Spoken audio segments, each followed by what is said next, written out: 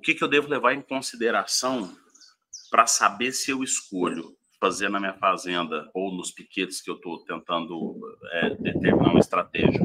Pastejo rotacionado, pastejo alternado ou pastejo contínuo?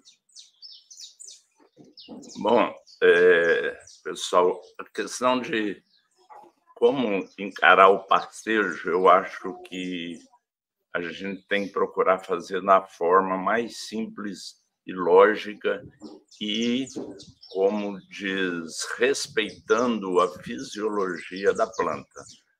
Na verdade, o pastejo ele é uma colheita.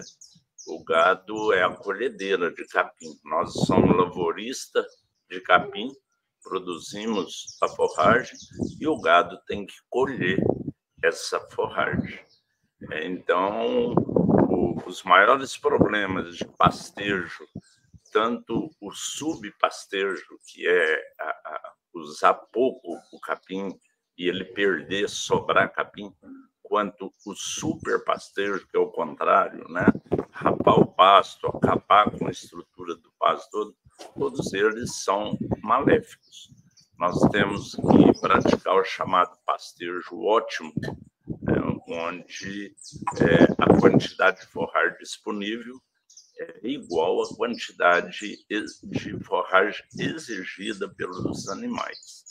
Então, para isso, eu tenho que ter divisões na minha propriedade.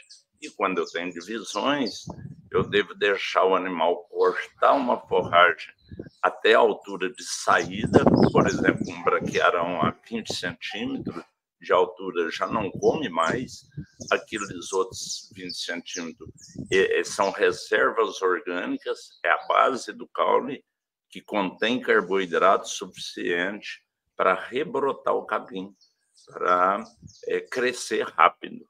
Então, um dos pontos principais, antes de pensar se o pastejo é rotacionado, vai ter quantos piquetes, é que pasto tem que ser descansado.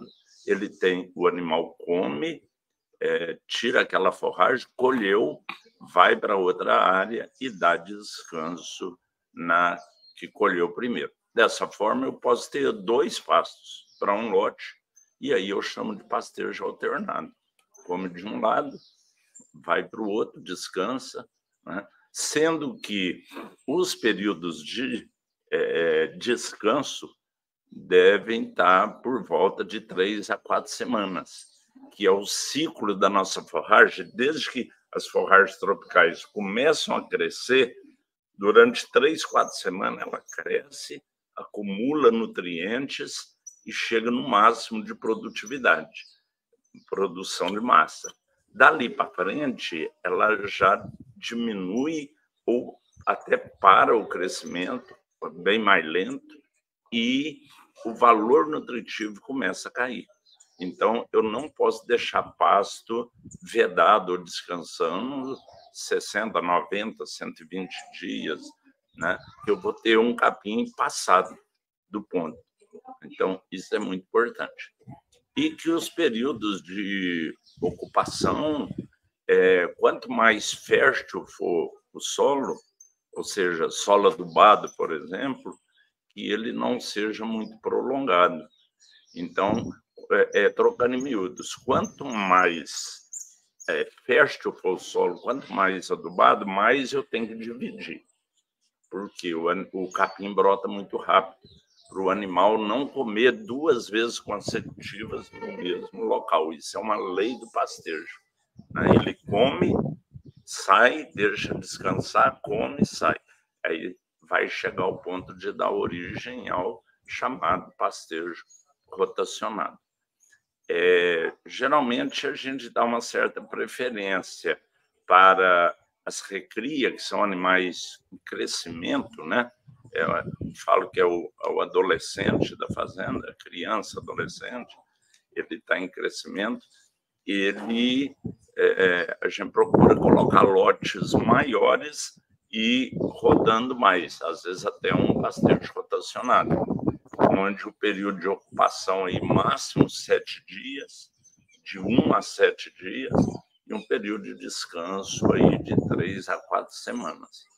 Já a parte da engorda, a gente procura deixar, não ficar movimentando muito.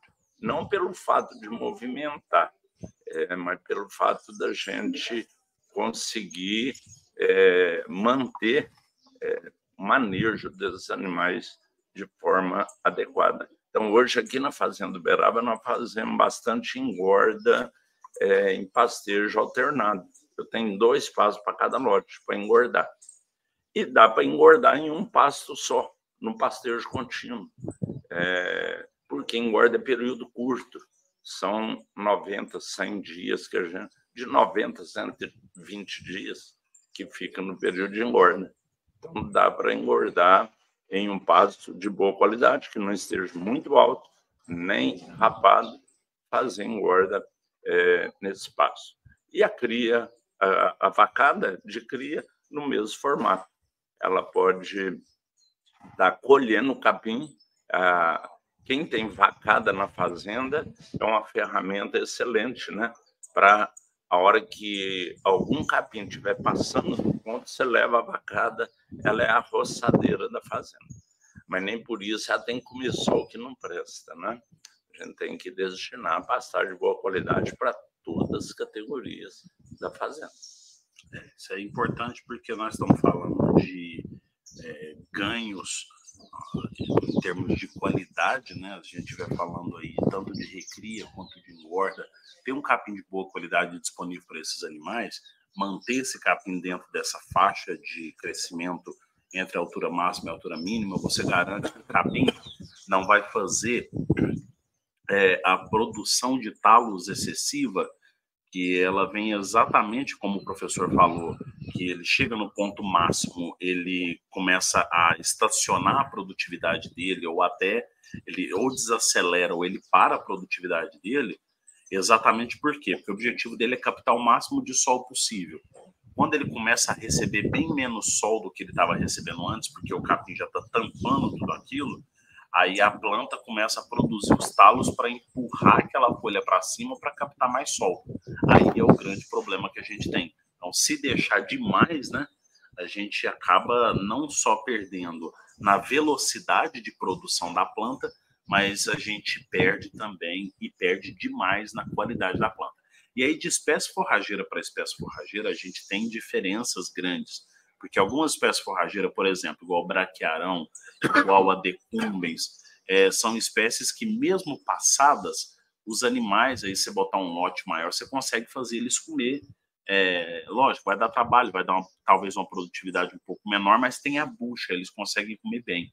Agora, se você trabalha aí num MG5 passado demais, um Mombaça passado demais, você começa a ter problema de eficiência de pastejo, porque endurece tanto o capim às vezes sobe tanto que o animal já não colhe aquilo com tanta eficiência. Ele começa a deitar o capim, ele começa a reduzir o consumo de volumoso. Já tive presente em propriedade de recria, onde o consumo de volumoso estava tão baixo que estava subindo o consumo do proteico energético e os bezerros estavam perdendo peso. Aí, na hora que eu cheguei, era a bezerrada recém-desmamada, que estava num MG5 de 1,5 metro de altura. Estava altíssimo o MG5 e os animais simplesmente não estavam comendo. Então, a gente tem que tomar bastante cuidado, porque todos eles, tanto rotacionado, quanto alternado, quanto contínuo, o importante é a gente controlar a altura de pastejo. A gente trabalha aí bastante.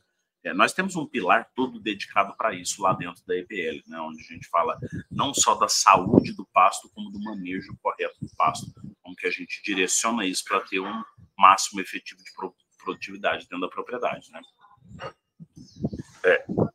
Só completamente, pode falar. Toda vez que vocês verem na fazenda locais sobrando pasto e locais faltando pasto, isso é típico de que você precisa investir em divisão de pastagem, né, para fazer comer lotes maiores por menos tempo, come de forma mais uniforme.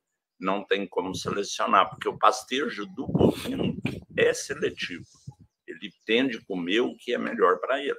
Se você colocar 2 boi em 10 hectares, ele vai ficar comendo só a pontinha das folhas, só o brotinho, né? E vai sobrar, vai começar a faltar num lugar.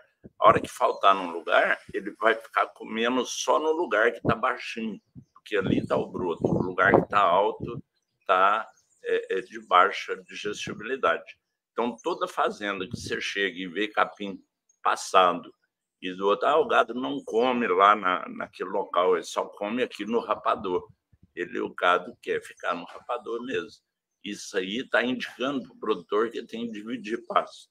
Dividir pasto, fazer lotes, levar para comer naquele local, depois no outro local. Show de bola.